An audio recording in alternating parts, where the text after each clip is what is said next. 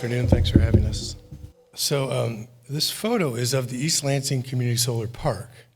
My nonprofit, through an LLC, financed, built, owns, and operates this community solar park. It's a native wildflower. We have wildflowers we planted out there to help with habitat restoration. And we put this thing on a capped landfill. A couple years ago, I was out there and I realized the end-of-life plan for all these solar components, the inverters, the racking, the panels, was to put it in another landfill somewhere else. And that didn't make any sense to me. Thus, we started this quest to understand how we could have a repurpose and recycling economy for solar in Michigan. We call it Second Life. We're going great guns with solar in the country.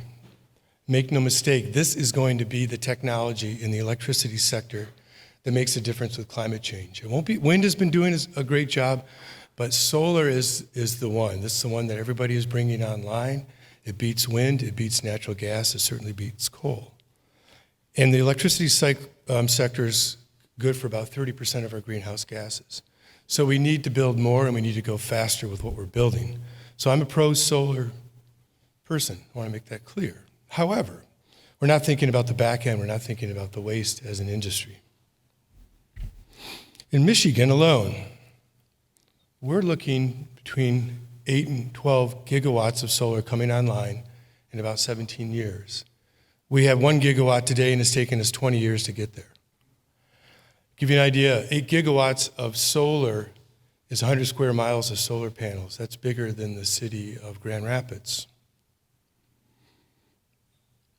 And these panels that we're worried about becoming a waste issue are not just going to be a waste issue in 2040 or 2050. Panels are coming offline projects today. Not in great volume yet, but they are coming.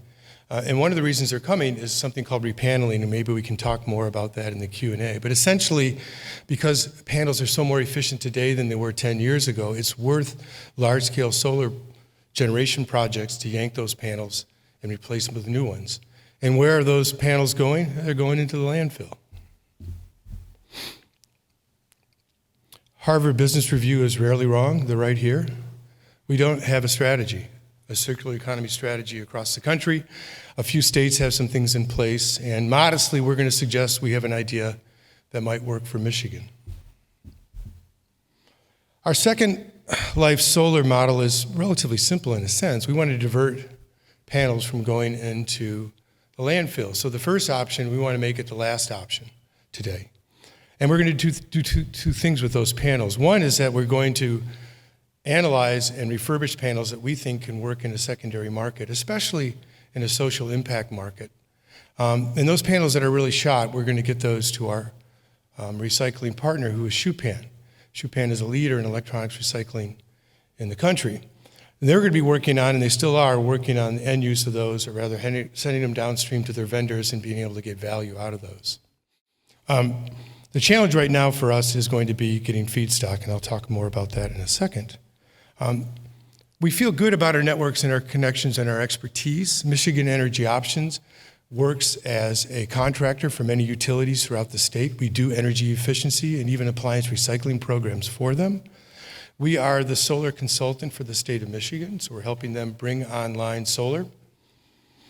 We've also been tapping into the academic brain trust across the state. We have worked with University of Michigan, Lawrence Tech University, Grand Valley State University, and Hope College. We've gotten a lot of free intellectual capital out of those institutions. And we also have recycling expertise with Shupan, and we have sustainability expertise with our partner in this, Bill Stow, who started the West Michigan Sustainable Business Forum. Volume is going to be the thing that makes or breaks us. We got to get the feedstock. We got to go from hundreds to thousands to tens of thousands of panels in our operation to make it work. The profit margin is relatively narrow, but the panels are coming.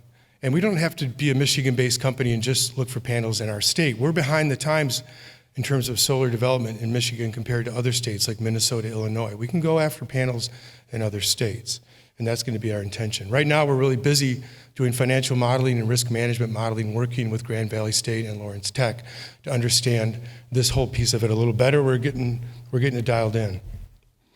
We need funding a little bit. We need to have some people focused on this. I do this in addition to my other duties as executive director of a nonprofit. I need to focus on this, Bill needs to focus on this, and we need a couple staffers, like a salesperson and an operations person to get this dialed in. We hope to get $100,000 worth of grants. We need to ink agreements with solar companies. We've done that already. We need to get more. We have to be the end-of-life solution for that solar company. They want to show up to them and say, we're going to help your problem you don't know you have yet, but it's coming. And then related to that, power purchase agreements or policies like that often comes with decommissioning clauses. Today, these utility or the solar developers in our state, only thing you have to do is get them off that site. We want to write decommissioning clauses that require a circular economy piece to the end of life of these panels. And to give you some idea what that is worth in a solar project, a megawatt of solar costs about $350,000 for a decommissioning side of that. So we figure that we're an adder that's a good adder to that cost. Thank you.